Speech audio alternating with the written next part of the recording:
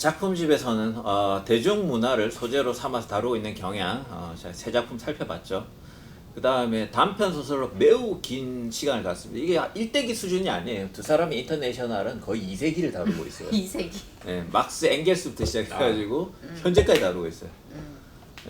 그래서 기본적으로 서술이 굉장히 깁니다. 보편 교양도 한 1년 정도는 기본적으로 다루고 있어요. 그래서 어쩔 수 없이 스케치하듯이 주인공의 삶을 훑어나가는 경향도 있습니다. 그래서 어쨌든 이건 하나의 단편집이기 때문에 전체적인 작가의 경향이랄까? 태도에 대해서 한번은 짚고 넘어가 봐야 될 것 같긴 합니다. 그래서 요 전체적인 서술 태도나 경향에 대해서 한번 이야기를 해보도록 하겠습니다. 먼저 박근혜 선생님.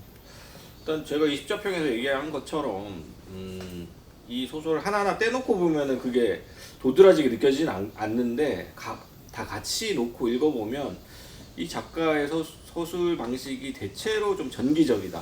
이게 전기적이라는 게 장단점이 있는데 어쨌든 롱텀으로 어떤 사람의 인생을 살펴보기 때문에 그 사람에 대해서 조망할 수 있다.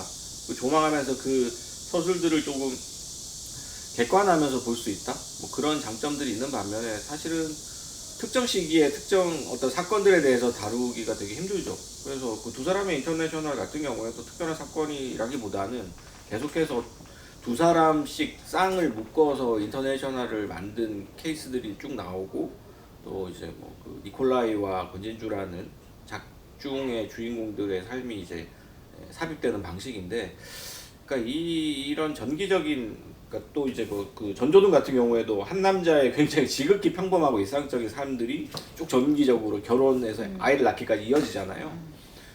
그런 방식들이 어떤 면에서는 필수적이었겠다 싶기도 하면서도 사실은 이게 굉장히 좀 피상적으로 삶을 다룰 수밖에 없지 않나, 이렇게 다루는 것이. 그래서 아까 제가 얘기했던 것처럼 사건 중심인 그런 서술이 아니라 기본적으로 이 사람이 다루고 있는 어떤 상징 체계에 대한 상징계 속에서의 어떤 그 사람이 얘기하고 있는 이제 피상적인 방식의 주제 의식만 얘기할 수 있는 그런 것들을 결국은 이런 전기적인 서술 방식이 만들어내지 않나, 형식적으로 그런 생각이 들었습니다. 네, 근데 이게 그러니까 저는 이렇게 뭐 좀 젊은 작가들의 작품에 특히 이제 어떤 한 장면이나 혹은 어떤 하나의 사건을 경험하는 이런 것들이 되게 이제 클로즈업 돼서 그런 것들이 어떤 이게 전체적인 그런 서술보다는 어떤 한 장면이나 그때 당시에 나의 감정이나 이런 것들이 좀 부각돼서 그것을 굉장히 정밀하게 다루고 아주 섬세하게 디테일하게 다루는 그런 서술적 경향들이 최근에 이제 한 뭐 20년, 30년 동안 쭉 반복됐다면, 오히려 이제 이 소설 같은 경우는 그러한 이제 젊은 작가들의 그런 서술적 경향하고는 조금 거리가 있다. 이제 그러다 보니까 그런 스케치 하듯이 이렇게 지나가다 보니까 개괄할 수밖에 없다. 그러니까 여기서도 두 사람의 인터내셔널에서도 만약에 이제 권진주가 얘가 이제 막 공무원 시험을 보잖아요. 사실 공무원 시험을 보는 어떤 한 사람의 어떤 그 사람이 겪는 여러 가지 어떤 좌절감과 실패감과 그 다음에 관계의 단절과 이제 그 안에서 자기가 느끼는 뭐 아무튼 오욕칠정의 그러한 그 퍼레이드 같은 것들이 만약에 이전이라면 그런 것들이 훨씬 더 세부적으로 다뤄졌을 텐데, 이게 어떤 하나의 긴 어떤 서술 시간을 갖다 보니까 이러한 얘가 느끼는 혹은 얘가 경험했던 그런 인생의 쓴맛들, 고통들, 그런 것들이 상당히 이렇게 스케치가 되면서 독자들에게 전달될 때는 그냥 그 고통이랄까, 우리가 매 순간 느끼는 어떤 불안감, 초조함, 이러한 것들이 잘 전달은 안 되는 것 같아요.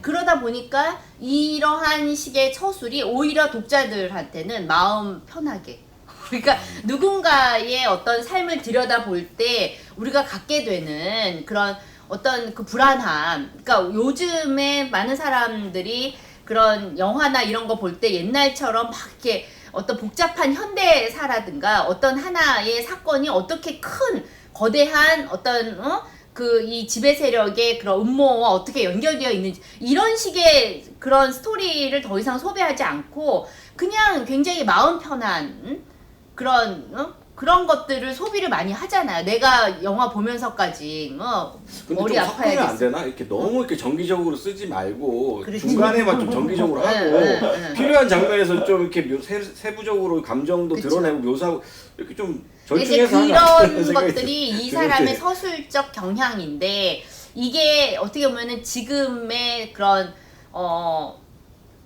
대중 독자?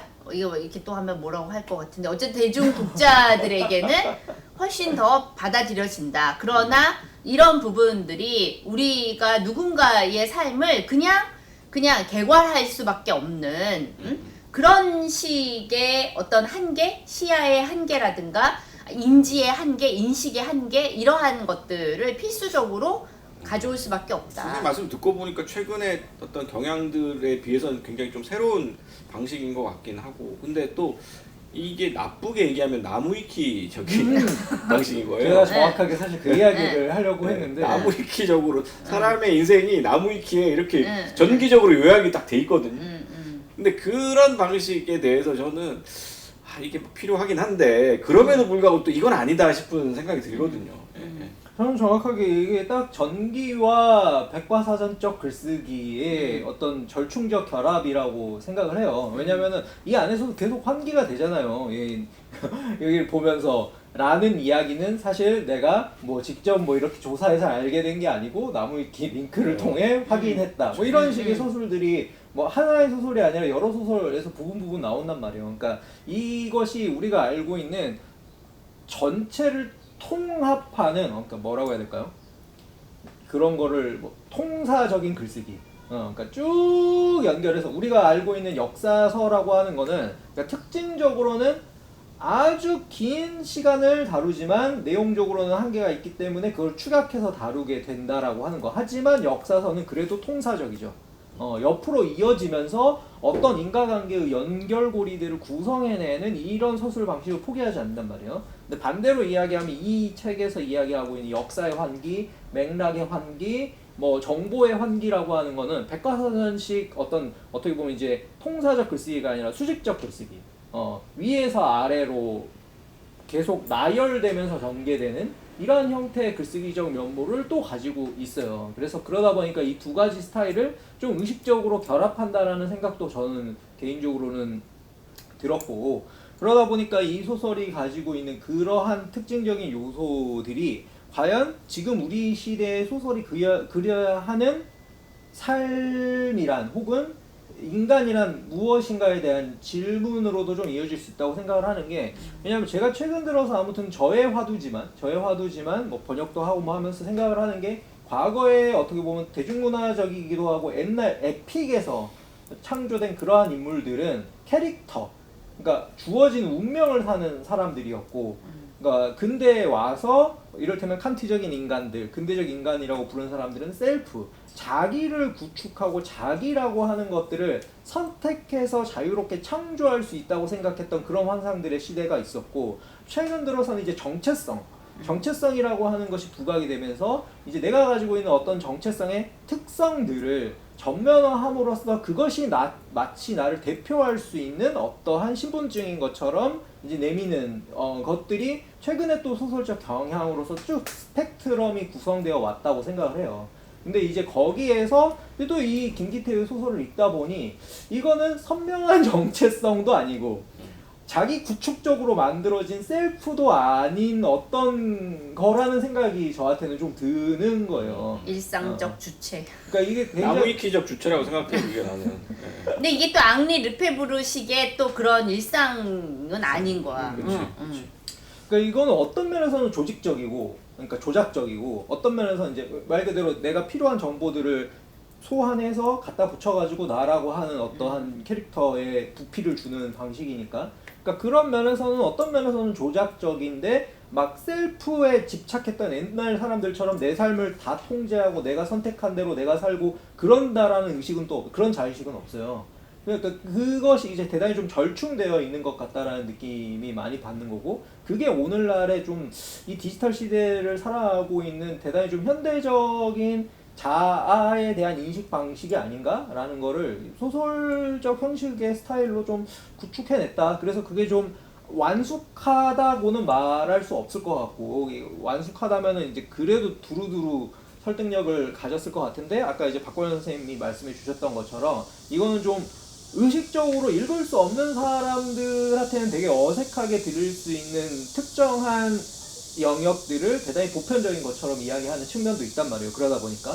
그래서 저는 이게 이제 마치 두 사람의 인터내셔널처럼 정말 우리의 세계, 우리의 보편을 구성해내는 어떤 그런 시도처럼 보이기도 했습니다. 그 나무위키적인 주체라는 게 사실은 가장 큰 특징이 권위가 없다라는 거예요. 정당한 권위가 없다. 백과사전은 정당성의 근거들이 있어요.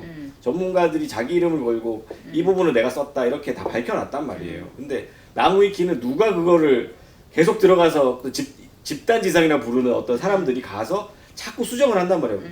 어쨌든 진실에 가까운 이야기들이 들어있긴 해요. 하지만 말도 안 되는 사실들도 섞여 있어요. 그래서 굉장히 사실에 가깝지만 말도 안 되는 턱도 없는 거짓말도 섞여 있는. 하지만 어쨌든 우리는 나무위키를 굉장히 중요한 진실의 일단으로 인정을 하는 시대에 살고 있단 말이에요. 참고 문헌이지. 그렇죠. 우리 참고 시대의 문헌인데 참고 문헌. 사실은 과거처럼 정당성을 보증받지 않은 참고 문헌.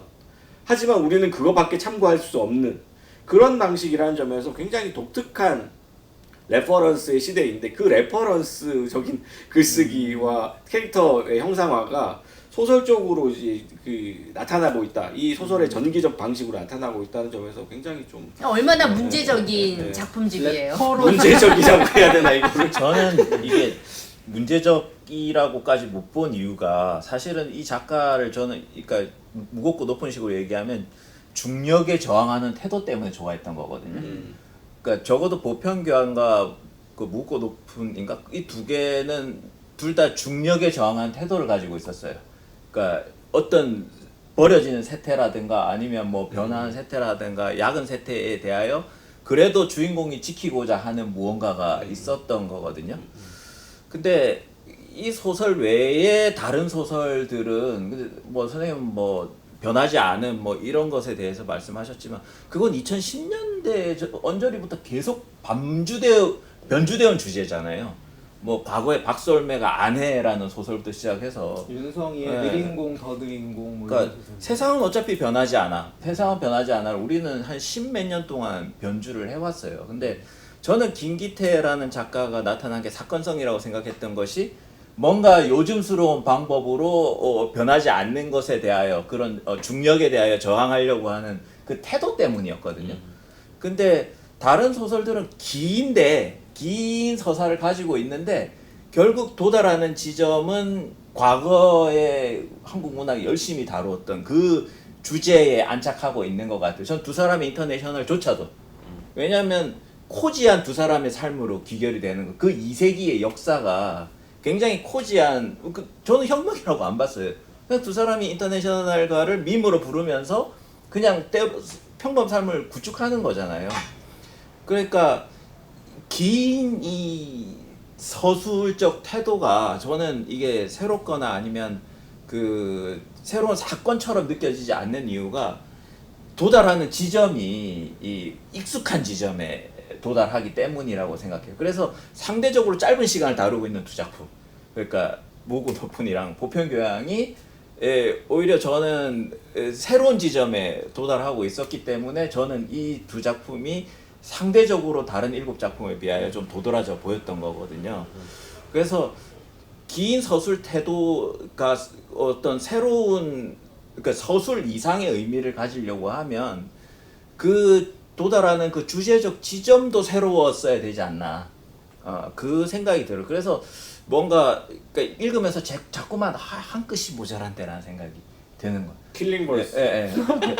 뭔가 좀 더 들어갔으면 좋겠는데 뭐 들어가지 않음이 이 소설의 미덕일 수도 있지만 들어가지 않았으니까 지금까지. 소설의 미덕이라기보다는 이 지금의 어떤 감수성, 감각 같은 것들을 대변하는 소설이라는 거죠. 그러니까 사람들이 이런 소설을 좋아하는 이유, 그것을 통해서 역으로 그러니까 지금 시대 아까 이제 코지한 결말로 끝난다고 얘기하는데 어떻게 보면은 지금의 그런 사람들은 자기 삶이 절대 코지해질 수 없다라고 하는 그 막연한 불안감, 실제로 뭐 코지한지 안 한지는 모르겠지만 그렇지 소위 말하는 평균적인 그런 삶에 도달하지 못할 것이라는 그런 불안감, 그리고 어떤 그런 유대 관계를 맺지 못할 거라는 그러한 내가 고립될 거라는 그러한 불안감.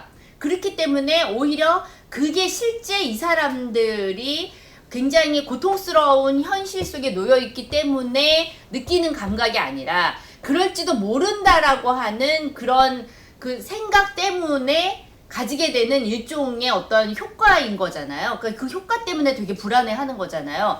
그렇기 때문에 그런 사람들한테 그거를 뭐 비판을 할 수도 있겠지만 그런 사람들한테는 이런 거 자체가 어떻게 보면은 상당히 기대할 만한 그런 결말일 수도 있다는 거죠. 물론 그것에 대해서 작가라면 가지게 되는 어떠한 거리두기, 그리고 그것을 통해서 뭔가 이 세계를 이제 직조한 자로서의 어떠한 시선 같은 거, 거기에 자기만의 판단이나 해석이 아주 노골적이진 않더라도 그게 좀 이제 들어가서 뭐 개입이 되어야 되는데 사실 그런 부분들이 좀 약했다. 그래서 이 서술자와 그 인물 사이에 그 거리가 너무 없다. 근데 그 인물이 어쨌든 문제적 개인은 아니잖아요.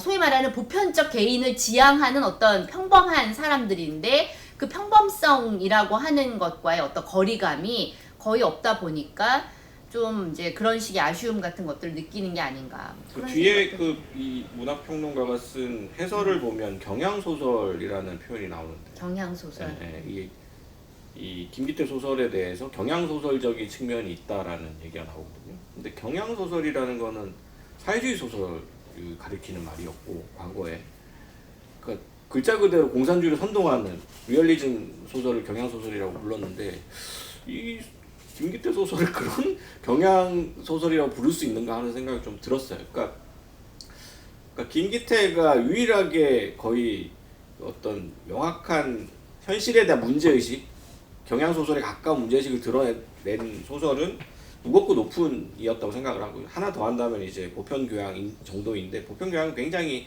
이데올로기적인 측면에서 그런 문제의식은 굉장히 좀 옅게 드러났다고 생각을 하고 그런 면에서 이 김기태 소설에서 아까 말씀하셨던 것처럼 저는 현실의 문제에 대한 작가의 문제의식을 드러내는 거에 대해 작가가 되게 조심스러워한다.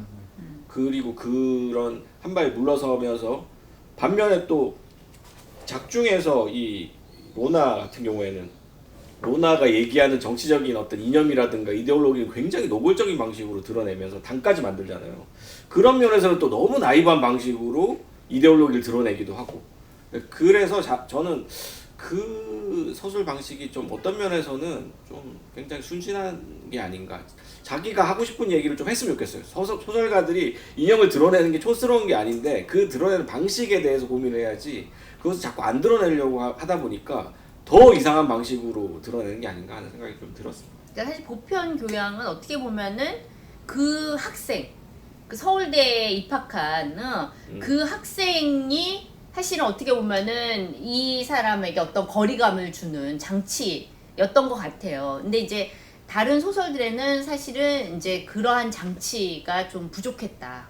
그렇기 때문에 반대로 거리감을 주는 방식 자체가 이게 레퍼런스들인 것 같아요. 그러니까 어떤 이념적인 이야기를 해야 할 때도 그것은 내가 겪은 이야기는 아니고 라무 위키에 이렇게 적혀 있다 라고 말할 때는 거리감이 외주화해 확 생기잖아요. 그러니까 전반적으로 제가 지금 이제 말을 만들다 보니까 이런 말이 떠올랐는데 레퍼런스 주체인 거예요. 레퍼런스화 되어 있고 그래서 역사라고 하는 긴 시간, 그러니까 굉장히 서술화된 시간이 긴데도 불구하고 이 소설이 그 시간의 역사를 감당하진 않아. 다르게 이야기하면. 그러니까 그거는 이제 이것들이 다 레퍼런스이기 때문에 살아온 세월이라기보단 축적된 세월이라는 그러한 통사적인 어떤 묵직함이 우리한테 오는 게 아니라 파편화된 것들이 레퍼런스로 끼워지기 때문에 우리에게 있어서는 이게 좀 더 그러니까 그렇기 때문에 반대로 받아들이기 쉬운 거고 밈화된 거죠. 그러니까 밈화되고 사소화되어서 사소화된 역사, 밈화된 역사들이 레퍼런스 형태로 구축되기 때문에 우리에게 이게 받아들여지기 쉬운 건데, 반대로 그렇게 이제 받아들여지기 쉬운 형태의 스타일과 서술적 태도를 구축을 했다면, 이제 배상 작가가 이야기했던 것처럼 그렇다면 거기서 주제의식은 한 발 더 나아갔어도 되지 않았을까? 혹은 박건현 선생님이 이야기했던 것처럼 오히려 어떠한 이데올로기적인 노골성을 조금 더 드러냈어도 되지 않았을까? 라는 생각도 드는 거죠. 네. 네, 이상으로 이 두 사람의 인터내셔널에 대한 작품 전반적인 것을 한번 개괄적으로 쭉 이야기를 해봤습니다. 그러면 이것으로 개별적인 이 작품에 대한 구체적인 이야기는 정리하는 걸로 하고요. 20자평을 하도록 하겠습니다.